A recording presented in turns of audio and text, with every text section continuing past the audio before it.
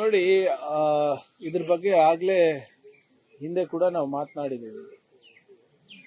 ಯಾರೇ ಅಧಿಕಾರಿ ಇರ್ಬೋದು, ವ್ಯಕ್ತಿ ಮೇಲೆ ಇರ್ಬೋದು, ಸಂಸ್ಥೆ ಮೇಲೆ ಇರ್ಬೋದು, ಅನುಮಾನ ಬಂದಾಗ ಅವರು ಸ್ವಪ್ರೇರಣೆಯಿಂದ ರಾಜೀನಾಮೆ ಕೊಟ್ಟು ತನಿಖೆಗೆ ಅವಕಾಶ ಮಾಡಿಕೊಟ್ಟು ಅದರಲ್ಲಿ ಅವರು ದೋಷ ಮುಕ್ತ ಇದ್ರೆ ಕಂಟಿನ್ಯೂ ಮಾಡಬೇಕು.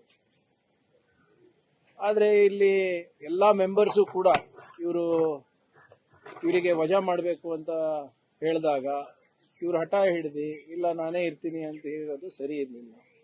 ಈಗ ಗವರ್ನರ್ ಅವರೇ ವಜಾ ಮಾಡಬೇಕು ಅಂದ್ಬಿಟ್ಟು ಆದೇಶ ನೀಡಿದ್ದಾರೆ. ಸೊ ಇದರಲ್ಲಿ what ever it is as per procedure ಏನಿದೆ ಮಾಡಿದ್ದಾರೆ.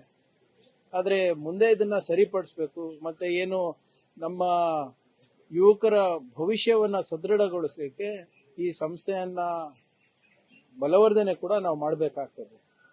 ಜನರ ಮತ್ತು ವಿಶೇಷವಾಗಿ ನಮ್ಮ ಯುವಕರ ಭವಿಷ್ಯ ಜೊತೆ ಚೆಲ್ಲಾಟ ಆಡುವಂತ ಯಾವುದೇ ಸಂಸ್ಥೆ ಇದ್ರೂ ಕೂಡ ಅದನ್ನ ನಾವು ಸಹಿಸಬಾರದು. ಯಾಕಂದ್ರೆ ಬಹಳ ಕಷ್ಟಪಟ್ಟು ಇವತ್ತು ನಮ್ಮ ಯುವಕರು ಹುಬ್ಳಿ, ಧಾರವಾಡ, ಬೆಂಗಳೂರು, ಡೆಲ್ಲಿ, ಹೈದರಾಬಾದ್ ಇಲ್ಲೆಲ್ಲ ಹೋಗಿ ಅವರು ಎಕ್ಸಾಮ್ ಪ್ರಿಪರೇಷನ್ ಮಾಡ್ತಾರೆ, ಹಣ ಖರ್ಚು ಮಾಡ್ತಾರೆ. ಯಾಕಂದ್ರೆ ಅವರಿಗೆ ಒಂದು ಸರ್ಕಾರಿ ನೌಕರಿ ಇದ್ರೆ ಒಂದು ಆರ್ಥಿಕ ಹಾಗೂ ಸಾಮಾಜಿಕ ಭದ್ರತೆ ಸಿಗುತ್ತೆ ಅಂದ್ಬಿಟ್ಟು ಅವ್ರ ಕುಟುಂಬದವರಿಗೆ. ಸೊ ಇವತ್ತೇನಾಗಿದೆ, ನಿಜವಾಗ್ಲೂ ಬಹಳ ವಿಷಾದ.